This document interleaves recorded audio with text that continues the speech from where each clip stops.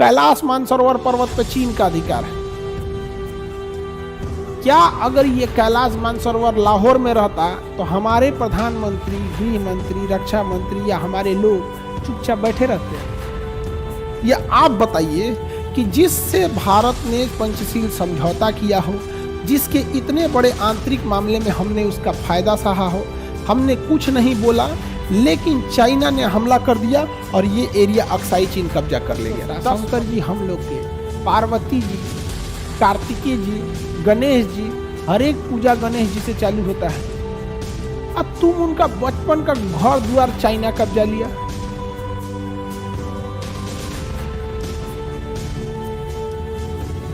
ये चीन जो है, ये भारत, चीन भारत को उतना पसंद नहीं करता था यहाँ पर, ठीक है। तो जब ये एरिया था तिब्बत, तो भारत और चीन के बीच में बॉर्डर का काम करता था तिब्बत।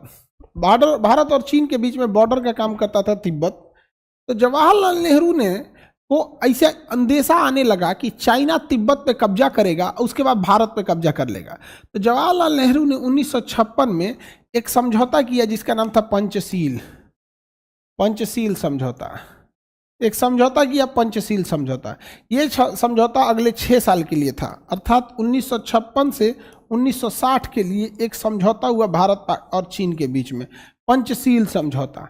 समझौते का नाम था पंचशील समझौता। बताओ तो बबुआ, इस समझौता कब हुआ था? 1956। समझौता 1954 हो, 56 में स्टार्ट किया था। और देखो ध्यान से, 54 में स्टार्ट कर दिया था इसको 54 में बातचीत करना चालू कर दिया था। 54 में बातचीत करना चालू कर दिया था। 1954 में बातचीत करना चालू कर दिए। अब ये समझौता जो था पंचशील समझौता, ये भारत और चीन के बीच हुआ।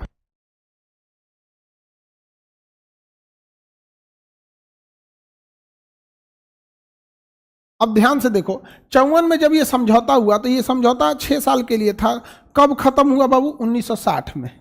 तो पहला तो ये होगा, पूछेगा कि कब हुआ। चाउ मेन ली, इस समझौते में भारत से जवाहरलाल नेहरू और चीन से चाउ मेन ली ने समझौता किया। चाउ मेन ली, चीन से कौन साइन किया? चाउ मेन ली, और भारत से जवाहरलाल नेहरू। अब बताओ, जवाहरलाल नेहरू एक देश का प्रधानमंत्री साइन कर रहा है और उसके साथ साइन कौन कर रहा है? एक मामूली राजदूत, जबकि चीन के राष्ट्रपति को साइन करना चाहिए, लेकिन नहीं किया वहां पर। अब इस समझौते में बात समझो ध्यान से, इस समझौते का पूरा फायदा उठाया चाइना ने। कैसे समझते हैं? ध्यान से समझते हैं। देखिए, पंचशील समझौते में क्या क्या बातें थी। तो पंचशील समझौते में देखिए, ये तो इंडिया है, इंडिया को अपने बॉर्डर को सिक्योर करना था। इंडिया के इधर था तिब्बत और तिब्बत की इधर था चाइना। तिब्बत के इधर क्या था? चाइना था। और ये बीच वाला एरिया क्या था? तिब्बत था। बीच वाला एरिया तिब्बत था। और ये कंप्लीट तो हो गया हमारा भारत, ये इंडिया हो गया यहाँ पर। अब चाइना की नज़र थी इस तिब्बत पे कब्जा करने के लिए। वो चाहता था चाइना कि वो इस तिब्बत पे क्या कर ले? कब्जा कर ले, तिब्बत पर कब्जा कर ले। इसलिए हम लोगों ने समझौता किया था, पंचशील समझौता 1956। हाँ, इसमें डेट लिखा है कि नहीं जी? 1954 से 60 के बीच में 5 चीजें थी, इसलिए इसका नाम रखा गया पंचशील। 5 चीजें थी इस समझौते में, इसलिए इसका नाम क्या रख दिया गया? पंचशील समझौता। क्या क्या 5 चीजें थी?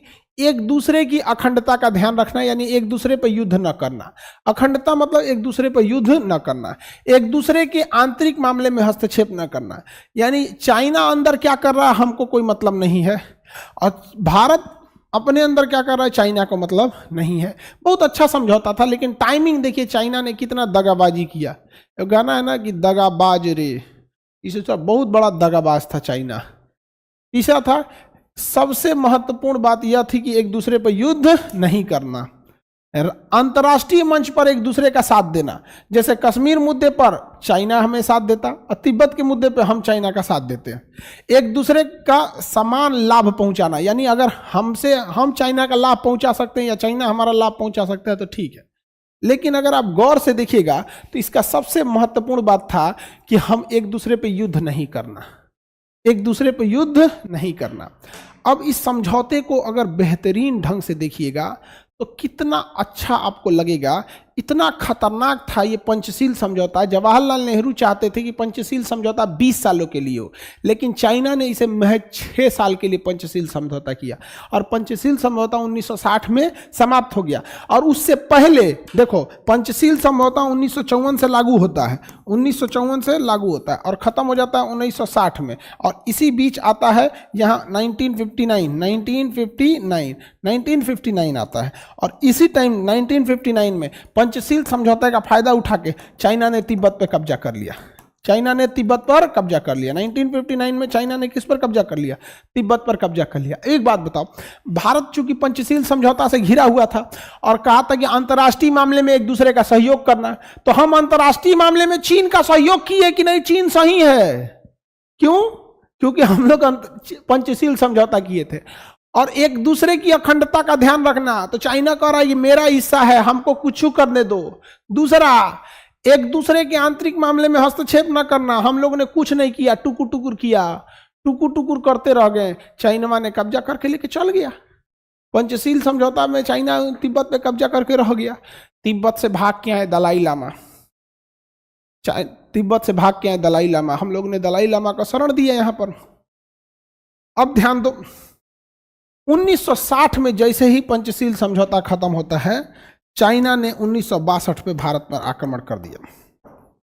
भारत पर क्या कर दिया? आक्रमण कर दिया। जवाहरलाल नेहरू को लगा कि कोई इंसान इतना दोगला कैसे हो सकता है।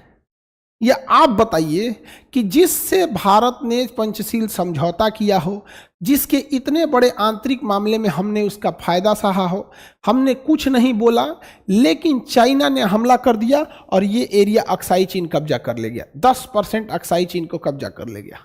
1962 में कब्जा कर ले गया। समझा गया कि नहीं? अब आप बताओ, एक नारा लगता था हिंदी चीनी भाई भाई, हिंदी चीनी भाई भाई। अब इस युद्ध में भारत की बहुत भयानक हार हुई थी, बहुत भयानक हार हो गई भारत में।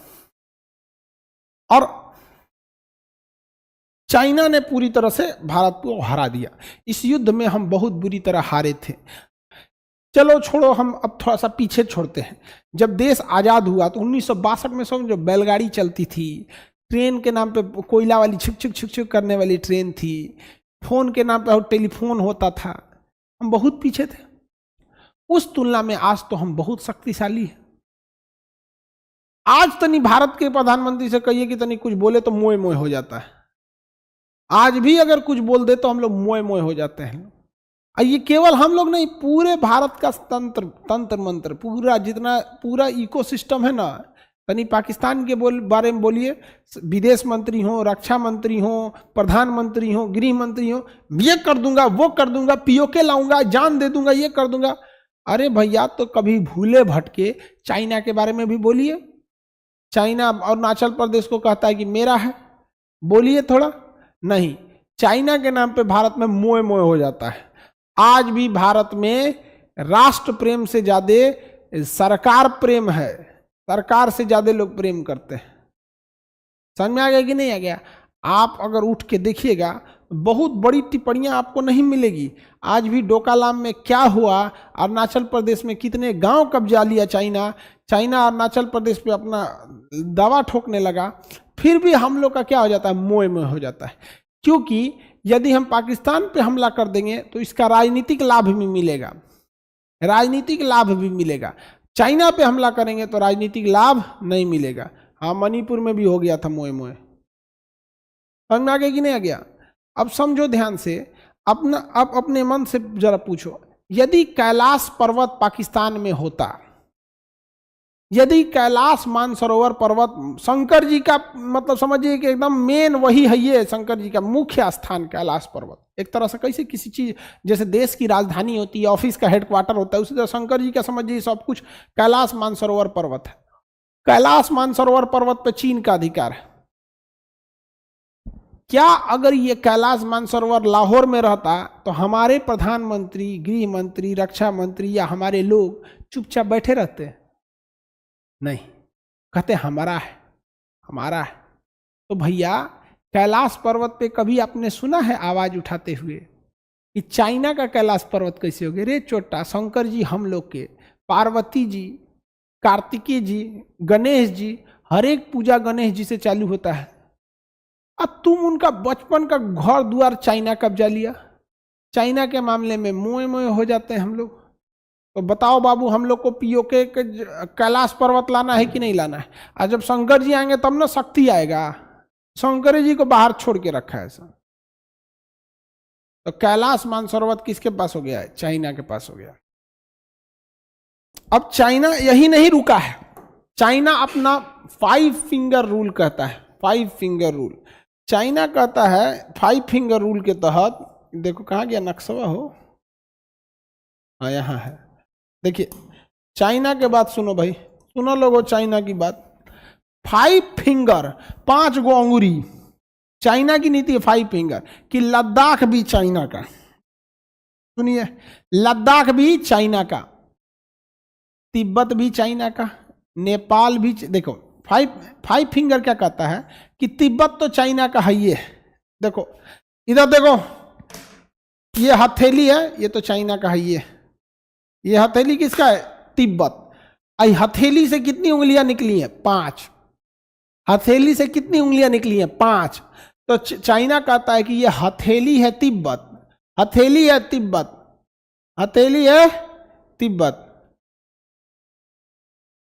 अब 5 गो अंगुरी निकला है, तो चाइना ने कहा कि हमने तिब्बत को तो कब्जा कर ही लिया, हमने तिब्बत को कब्जा कर लिया। तिब्बत एक हथेली है, इसकी 5 उंगलियां हैं, इसकी 5 उंगलियां हैं जिसे हम 5 फिंगर कहते हैं। पहला लद्दाख, नेपाल, सिक्किम, भूटान और अरुणाचल प्रदेश, ये 5 पर चाइना कब्जा करेगा।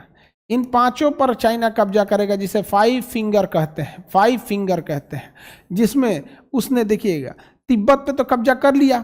5 फिंगर में देखिए वो लद्दाख लेके निकल गया, लद्दाख का अक्साई चीन लेके निकल गया लद्दाख। दूसरा देखिए, वो नेपाल भूटान को भी कहता है कि मेरा है। नेपाल और भूटान को भी क्या कहता है कि मेरा है? नेपाल भूटान को भी कहता है कि मेरा है। सिक्किम को कब्जा करने जा रहा था भारत, सिक्किम भारत में मिल गया, ना तो निपटाइए दिया रहता। और अरुणाचल प्रदेश को कहता है कि मेरा है। अरुणाचल प्रदेश को क्या कहता है? मेरा है। ये बताओ भारत के लोग, हमें चाइना से किसी भी तरह का व्यापारिक संबंध रखना चाहिए? चाइना की जो भी कंपनियां हैं उसको सख्त आदेश होना चाहिए कि आप अपने कारखाने भारत में लगाइए, अदरवाइज हम आपको आपका सामान भारत में बेचने नहीं देंगे। जैसे चाइना भारत में अपना कारखाना लगाएगा, 10 से 20 सालों में हम भारतीय उस कारखाने का नकल कर लेंगे, उसमें जितने कर्मचारी हैं भारत वाले काम करने हो जाएंगे, और 10 से 20 साल के बाद हम वो कारखाना खुद ही सेटअप कर सकते हैं। और उसके बाद चाइना को लात मार देंगे। जब लात मार देंगे तो व्यापारिक संबंध बंद कर देंगे। आज चाइना सबसे ज्यादा व्यापार करता है भारत के साथ, और हम लोग को हमेशा मोए मोए करा देता है। भारत में बाइकॉट चाइना का मूवमेंट चला था कि चाइना का बहिष्कार करो। टी शर्ट चल रहा था बाइकॉट चाइना का, और टी शर्टवा चाइना में छप रहा था। टी शर्ट पे लिखा था बाइकॉट चाइना, और टी शर्टवा कहाँ छप रहा था? चाइना में बन रहा था। खूब तो बाइकॉट चाइना कर रहे हैं लोग। वाह, चाइना वाला कितना हौस रहा होगा। सब सोच रहा हम ही से मंगा के कर रहा है बाइकॉट चाइना। क्या कहिएगा, चाइना के इंजीनियर सब बहुत जबरदस्त है। सब भारत के इंजीनियरों में पता नहीं क्या हो गया है, समझे में नहीं आता है। भारत में देखना इंजीनियर भी बनते हैं, डॉक्टर भी बनते हैं। आप देखिएगा अमेरिका से बेहतर इलाज भारत में होता है। अमेरिका से लोग इलाज कराने भारत में आते हैं, अफ्रीका से इलाज कराने भारत में आते हैं। तनी कहो ना कि अमेरिका से इंजीनियर भारत के इंजीनियर से सीखने आते हैं, यानी भारत में जाके पुल बनाते हैं। भारत का इंजीनियर सबसे बड़ा पुल बनाता है। ऐसा पुल पे जब भी चढ़ा करो लोग हनुमान चालीसा पढ़ लो। खास करके बिहार में तुमको पुल पे वही बचाएंगे जो पवन पुत्र हैं। हवा में ही लटकोगे तो जैसे बिहार के किसी पुल पे चढ़ो, तुरंत हे पवन पुत्र हनुमान हमारी रक्षा करे, हम अभी हवा में ही हैं, कोई ठीक नहीं है ये पुल किधर से धंसेगा। समझ में आया? भारत के इंजीनियर सब, भारत में तो इंजीनियर अच्छे अच्छे हैं सब। बिहार में तो ससुरा सरकारी इंजीनियर है सब।